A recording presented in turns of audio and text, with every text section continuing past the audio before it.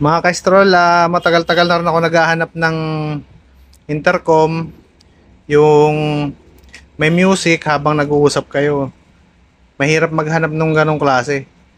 Meron naman kaso mamahal. Kaya buti may nakita tayo nito.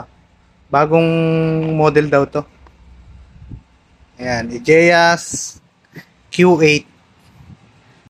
Meron siyang kasamang manual sa loob kung paano mag-connect.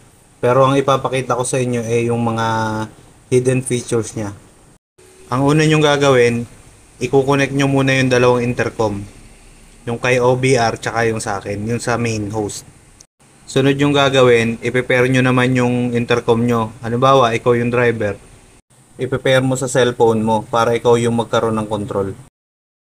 Automatic magko-connect yung dalawang intercom kahit yung intercom mo nakakonect sa cellphone. Dahil meron na silang pairing history.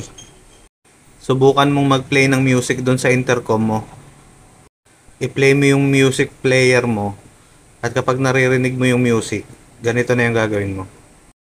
Pipindutin mo ng sabay yung volume down at saka yung adjust button. Hindi kailangan sabay yung dalawang unit na ipipress. Kahit mauna yung isa o alinman.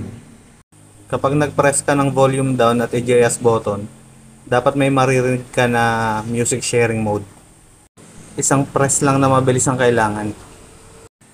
At yung unit ng OBR mo, pwede rin siyang i-connect sa sarili niyang cellphone. Kailangan niya lang din i-pair yung unit niya dun sa cellphone niya. Pwede rin siya mag-play ng music dun sa unit niya at the same time nakakapag-usap kayo. Bale nakikinig ka ng music galing sa cellphone mo at siya din nakikinig ng music galing sa cellphone niya. At pwede pa rin kayo mag-usap ng sabay.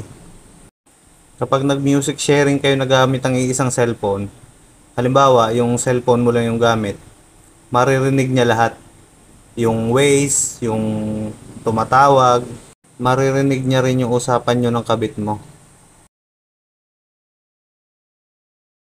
Meron din siyang app na mada-download sa Play Store. Pwede mong dyan na lang siya i-control. Ang masasabi ko sa quality ng IGEAS ay okay naman. Yung IGEAS Q2 ko ay 2 years ko nang ginagamit. Hanggang ngayon okay naman, walang problema. Di totoo yan. Kahit takpan mo pa yung mukha mo ha, ilalabas ko to.